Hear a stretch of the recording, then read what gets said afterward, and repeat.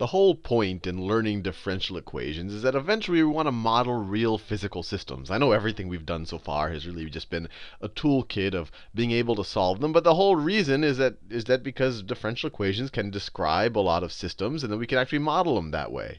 And we know that in the real world, everything isn't these nice continuous functions. So over the next couple of videos, we're going to talk about functions that are a little bit more discontinuous than what you might be used to, even in kind of a traditional calculus or a traditional pre-calculus class. And the first one is the unit step function.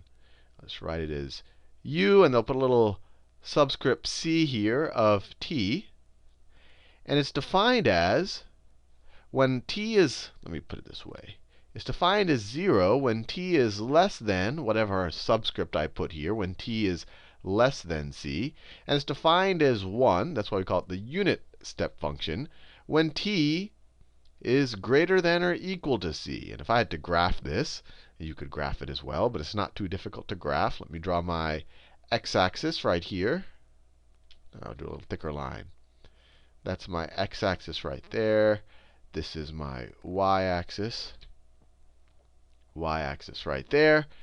And when we talk about Laplace transforms, which we'll talk about shortly, we only care about t is greater than 0. Because we saw our definition of a Laplace transform, we're always taking the integral from 0 to infinity. So we're only dealing with the positive x-axis. But anyway, if by this definition, it would be 0 all the way until you get to some value c. So you'd be 0 until you get to c. And then at c, you jump. And the point c is included. X is equal to c here.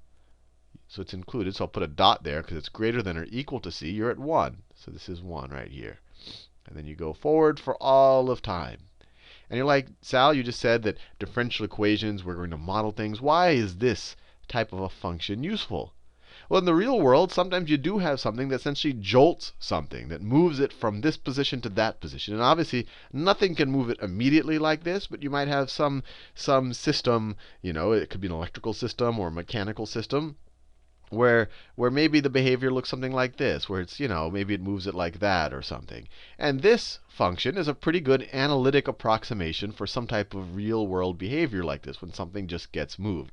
Whenever we solve these differential equations analytically, we're really just trying to get a pure model of something. Eventually, we'll see that it doesn't perfectly describe things, but it helps describe it enough for us to get a sense of what's going to happen. Sometimes it will completely describe things. But anyway, we can ignore that for now. So let me get rid of these things right there. So the first question is, well, what if something doesn't jar just like that? What if I want to construct more fancy unit functions or more fancy step functions? Let's say I wanted to construct something that looked like this. Let me say this is my y-axis. This is my x-axis. And let's say I wanted to construct something that is at, let's say it's at, let me do a different color. Let's say it's at 2 until I get to, I don't know, let's say it's at 2 until I get to pi. Until I get to pi. And then from pi until forever, it just stays at 0. So how could I construct this function right here using my unit step function? So what if, let's see, what if I had written it as, so my unit step function is 0 initially. So what if I make it 2 minus a unit step function? Let me say 2 minus a unit step function that starts at pi. So if I define my function here, will this work? Well, this unit step function, when we pass pi, is only going to be equal to 1. But we want this thing to equal to 0. So it has to be 2 minus 2. So I'll have to put a 2 here. And this should work. When we're at any value below pi, when t is less than pi, here, this becomes 0. So our function will just evaluate to 2, which is right there. But as soon as we hit t is equal to pi, that pi is the c in this example, as soon as we hit that, the unit step function becomes 1. We multiply that by 2, and we have 2 minus 2, and then we end up here with 0. Now, that might be nice and everything, but let's say you wanted for it to go back up. Let's say that instead of it going like this, instead of it going like this, let me kind of erase that by overdrawing the x-axis again. We want the function to jump up again. We want it to jump up again at, let's say, at some value. Let's say it's at 2 pi. We want the function to jump up again. How could we construct this? And we could make it jump to anything. But let's say we want it to jump back to 2. Well, we could just add another unit step function here. Something that would have been 0 all along, all the way up till this point. But then at 2 pi, it jumps. So it would be, in this case, our c would be 2 pi. It's our unit step function. We want it to jump to 2. This would just jump to 1 by itself. So let's multiply it by 2. And now we have this function. So you can imagine you can make an arbitrarily complicated function of things jumping up and down to different levels based on different, essentially linear combinations of these unit step functions. Now, what if I wanted to do something a little bit fancier? What if I wanted to do something that, let's say I have some function. Let's say I have some function that looks like this. Let me draw some function that's, I should draw straighter than that. I should have some standards. So let's say that just my regular f of t, this is x. Actually, why am I doing x? This should be the t-axis. We're dealing in the time domain. It could have been x, and then this is, we could call this f of t. So let me draw some arbitrary f of t. Let's say my function looks something crazy like that. Now, what if I'm modeling a physical system? This is my f of t. What if I'm modeling a physical system that doesn't do this? That actually, at some point, well, actually, let's say it stays at 0. It stays at 0 for until some value. Let's say it goes to 0 until, and I'll call that c again. And then at c, f of t kind of starts up. So right at c, f of t should start up. So it kind of goes like this. So essentially what we have here is a combination of it's 0 all the way, and then we have a shifted f of t. So at c, we have a shifted f of t. So it shifts that way. So how can we construct this yellow function, where it's essentially a shifted version of this green function, but it's 0 below c? This green function might have continued. It might have gone something like this. It might have, continued and done something crazy. But what we did is we shifted it from here to there, and then we zeroed out everything before c. So how could we do that? Well, just shifting this function, you've learned in your Algebra 2 or your pre-calculus classes, to shift a function by c to the right, you just replace your t with a t minus c. So this function right here is f of t minus c. And to make sure I get it right, what I always do is I imagine, OK, what's going to happen when t is equal to c? When t is equal to c, you're going to have a c minus a c, and you're going to have f of 0. So f of 0 should be the same. So when t is equal to c, this value, the value of the function should be equivalent to the value of the original green function at 0. So it's equivalent to that function value, which makes sense. If we go up one more above c, so let's say this is one more above c, so we get to this point. If t is c plus 1, then when you put c plus 1 minus c, you just have f of 1. And f of 1 is really just this point right here. And so it'll be that f of 1. So it makes sense. So as we move 1 forward here, we're essentially at the same function value as we were there. So the shift works. But I said that we had to also, if I just shifted this function, you would have all this other stuff.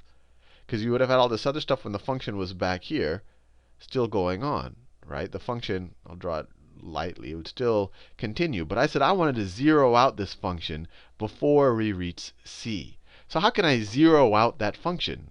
Well, I think it's pretty obvious to you. I started this video talking about the unit step function. So what if I multiply the unit step function times this thing? What's going to happen? So what if my new function, I call it the unit step function up till c of t, times f of t minus c. So what's going to happen?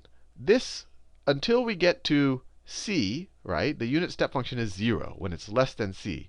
So you're going to have 0 times, I don't care what this is, 0 times anything is 0. So this function is going to be 0. Once you hit c, the unit step function becomes 1. So once you pass c, this thing becomes a 1. And you're just left with 1 times your function. So then your function can behave as it would like to behave. And you actually shifted it. This t minus c is what actually shifted this green function over to the right. And this is actually going to be a very useful way to look at, or a very usefully constructed function. And in a second, we're going to figure out the Laplace transform of this. And you're going to appreciate, I think, why this is a useful function to look at. But now you understand at least what it is and why it essentially shifts a function and zeroes out everything before that point. Well, I told you that this is a useful function, so we should add its Laplace transform to our library of Laplace transforms. So let's do that. So let's take the Laplace transform. Let's take the Laplace transform of this, of the unit step function up to c. I'm doing it in fairly general terms. In the next video, we'll do a bunch of examples where we can apply this. But we should at least prove to ourselves what the Laplace transform of this thing is.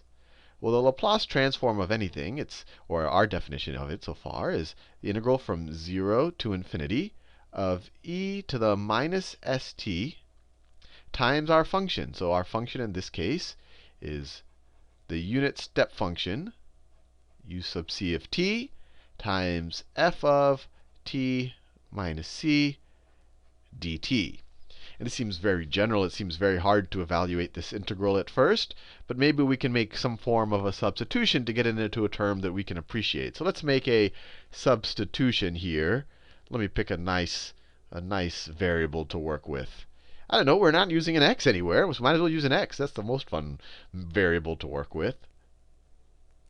X. Sometimes you'll see in a lot of math classes, they introduce these crazy Latin alphabets, and that by itself makes it hard to understand. But so I like to stay away from those crazy Latin alphabets. So we'll just use a regular x. Let's make a substitution. Let's say that x is equal to t minus c, right? Or you could, if we added c to both sides, we could say that t is equal to x plus c. Let's see what happens to our substitution. And also, if we took the derivative of both sides of this, or I guess the differential, you would get dx is equal to dt. Or I mean, if you took dx with respect to dt, you would get that equal to 1. C is just a constant. And if you multiplied both sides by dt, you get dx is equal to dt. And that's a nice substitution. So what is our integral going to become with this substitution? So our integral, this was t equals 0 to t is equal to infinity. When t is equal to 0, what is x going to be equal to? Well, x is going to be equal to minus c. Actually, before I go there, let me actually take a step back, because we could progress.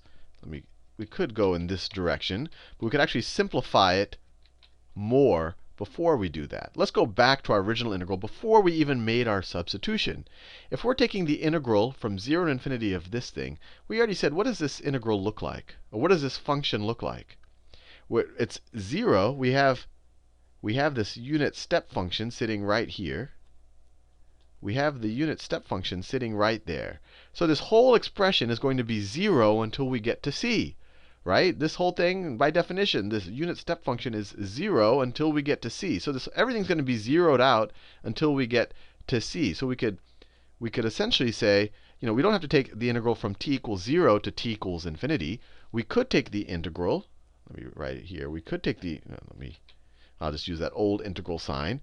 We could just take the integral from t is equal to c to t is equal to infinity of e to the minus st, the unit step function, uc of t times f of t minus c dt.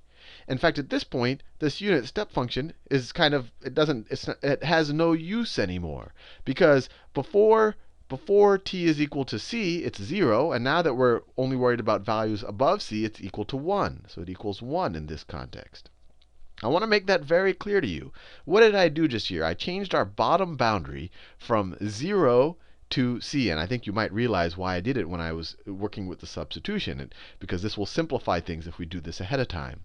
So if we have this unit step function, this thing is going to zero out this entire integral before we get to c. Remember, this definite integral is really just the area under this curve.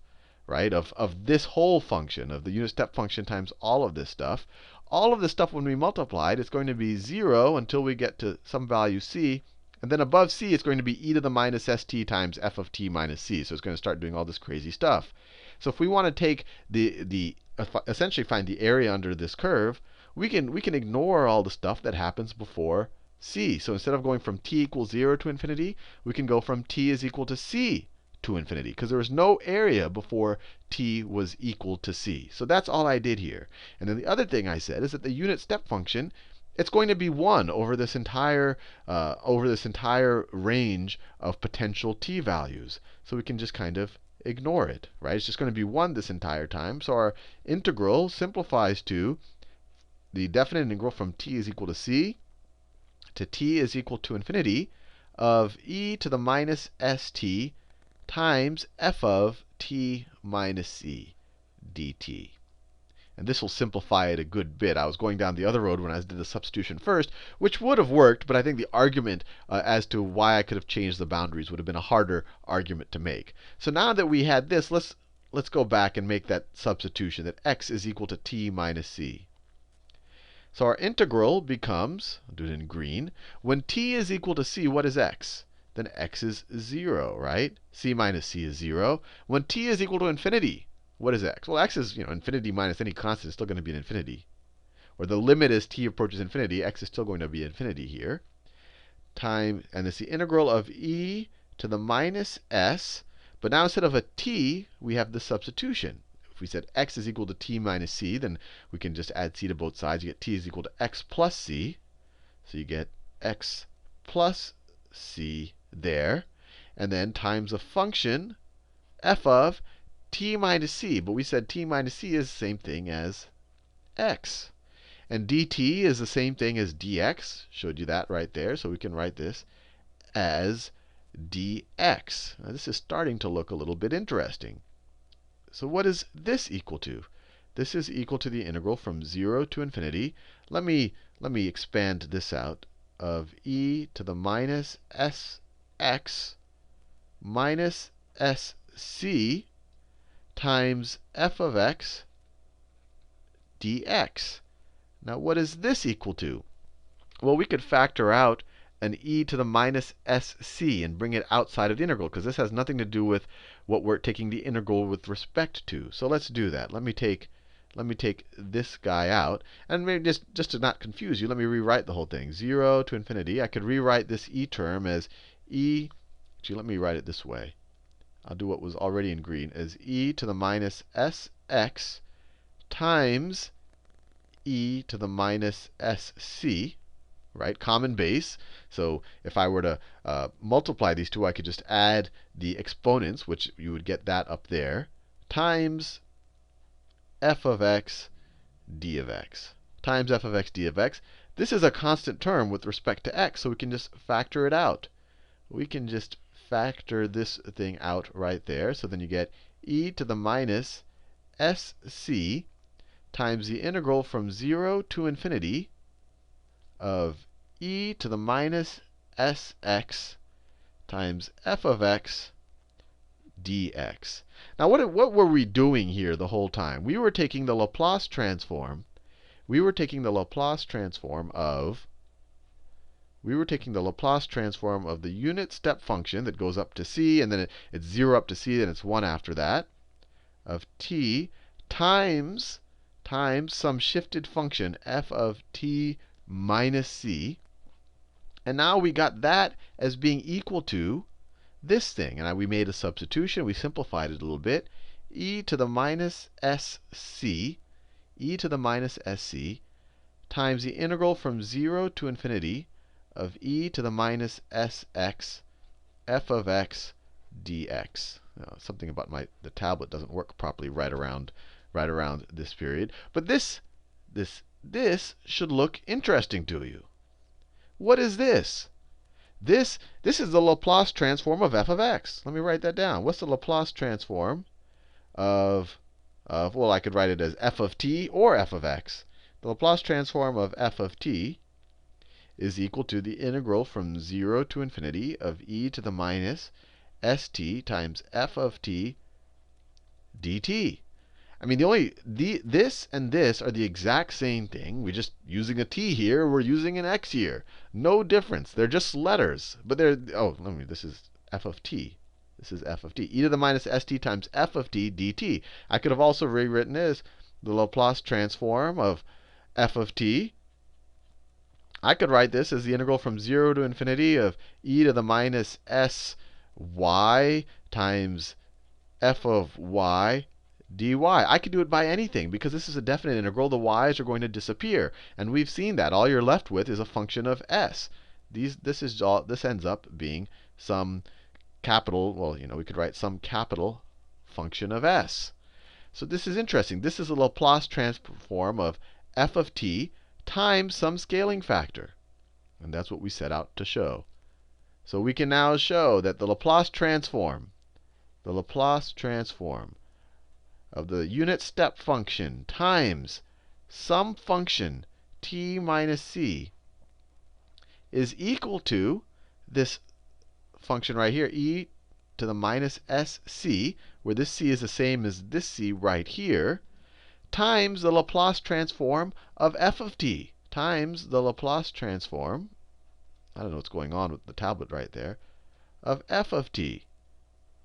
Let me write that. This is equal to, because it's looking funny there, e to the minus sc times the Laplace transform of f of t. So this is our result. This is our result. Now, what does this mean?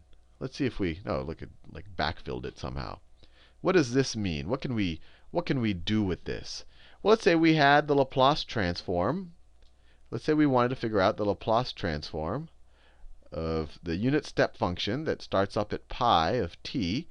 And let's say we're taking, I don't know, something that we know well, sine of t minus pi. So we shifted it, right? This thing is really malfunctioning at this point right here. Let me pause it. I just paused. Sorry if that was a little disconcerting. I just paused the video because it was having trouble recording at some point on my little board. So let me rewrite the result that we'd proved just now. We showed that the Laplace transform of the unit step function t, and it goes to 1 at some value c, times some function that's shifted by c to the right, it's equal to e to the minus cs times the Laplace transform of just the unshifted function. That was our result. That was the big takeaway from this video. And if this seems like some Byzantine, hard to understand result, we can apply it. So let's say the Laplace transform, this is what I was doing right before the actual pen tablet started malfunctioning. If we want to take the Laplace transform of the unit step function that goes to 1 at pi t times the sine function shifted by pi to the right, we know that this is going to be equal to e to the minus cs. C is pi in this case, so minus pi s times the Laplace transform of the unshifted function. So in this case, it's the Laplace transform of sine of t. And we know what the Laplace transform of sine of t is.